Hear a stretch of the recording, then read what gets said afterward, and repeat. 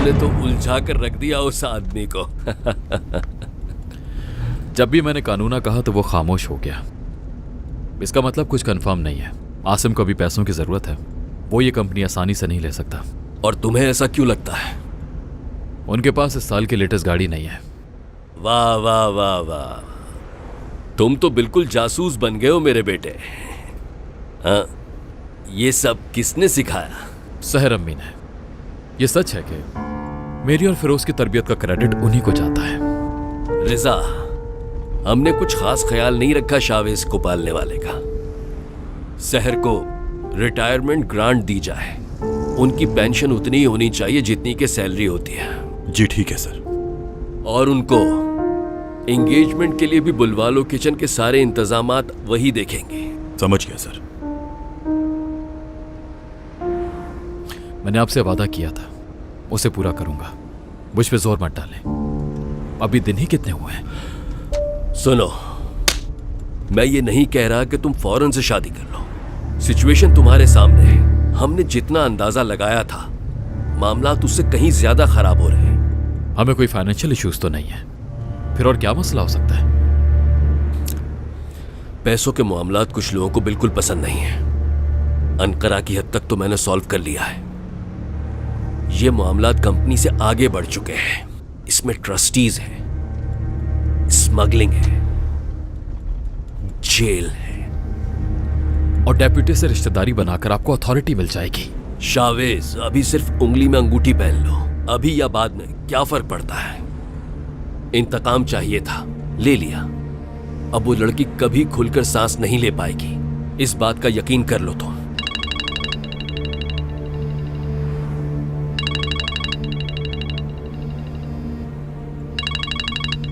किसकी कॉल देखकर चौंक गए हो तुम? कोई नहीं है।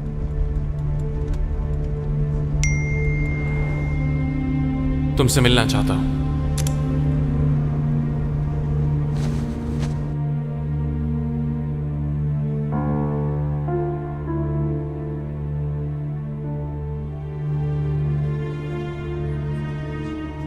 रुको, मैं भी आती हूँ।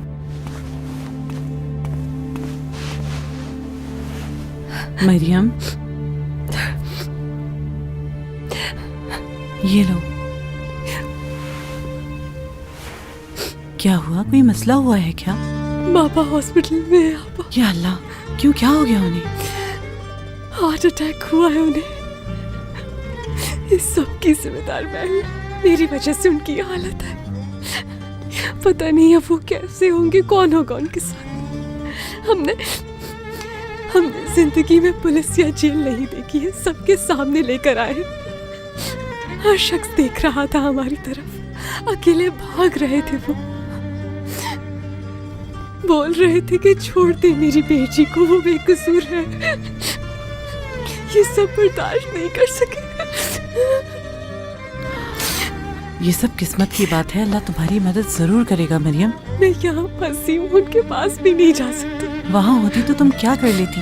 दुआ करो बस कि अल्लाह उन्हें सेहत दे और वो पहले की तरह बिल्कुल ठीक हो जाएं। पापा, टाइम ज़ाया मत करो सलमा, जल्द से जल्द उस लड़की का कुछ करो, समझ गई तुम? हाँ हाँ, पहले आप वो करें जो मैंने आपसे कहा है, और फिर मैं भी आपका काम कर दूंगी। बेफिक्र रहो, तुम्हारा काम हो जाएगा। तुम्हें जो भी चाहिए वो सब मिल जाएगा तुम्हें।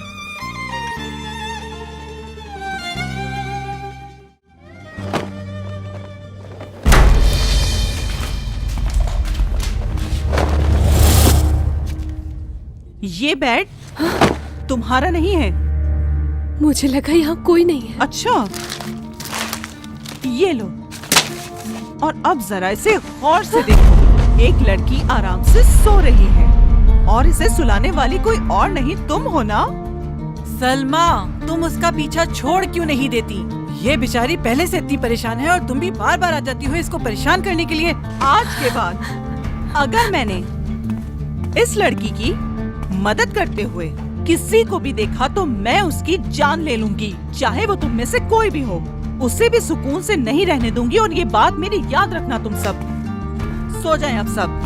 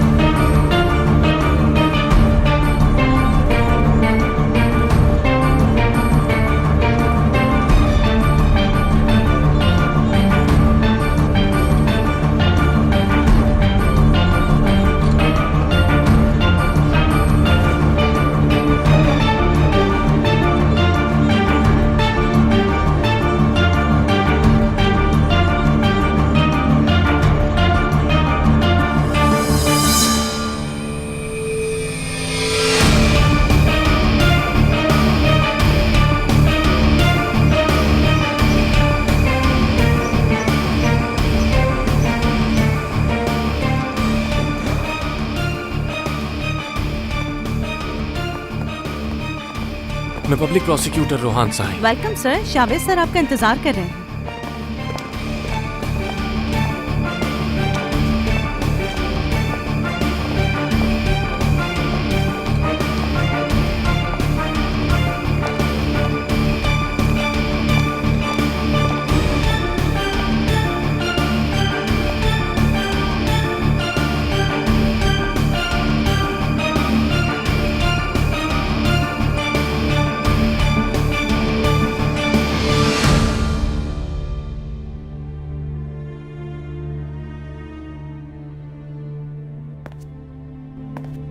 ओह, प्रोसिक्यूटर साहब, खैरियत तो है? आखिर आपको मुझसे मिलने का ख्याल कैसे आ गया? मरियम अक्चा के लॉयर ने आपके खिलाफ कंप्लेन की है।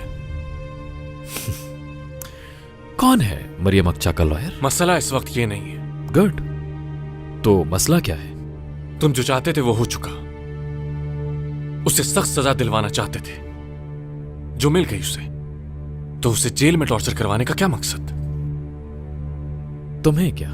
उसे अदालत सजा सुना चुकी है और वो जेल में है इस वक्त। शावेज, अगर तुम अपनी हद में रहो तो बेहतर होगा। छोड़ दो उसे उसके हाल पर। जब तक सबीरा की मां को सुकून नहीं मिलता, उसे भी नहीं मिलेगा। अगर उसे जेल में कुछ भी हुआ तो उसके जिम्मेदार तुम होगे, याद रखना। और मैं तुम्हें इसकी सजा दिलवा कर रहूंगा। लेकिन ऐसा क्यों?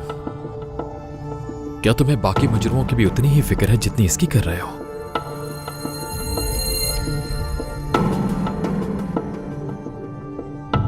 ऐसा करना जुर्म है। जुर्म? मैं बताऊं तुम्हें जुर्म क्या है? तुम अपने बच्चे को पालो, उसे बड़ा करो, उसे पढ़ाओ,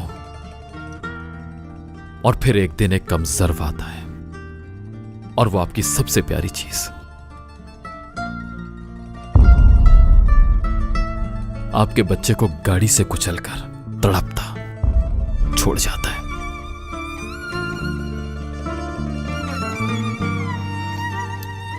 मैं उस लड़की से सबीरा की मौत का बदला जरूर लूंगा, और अपने बच्चे का भी। सबीरा की मां सुकून का सांस नहीं ले सकती। उनकी जिंदगी का एक एक लम्हा तकलीफ दे है। मैं उसका दिल, मरियम अक्चा की भी हर सांस दुश्वार कर दूंगा।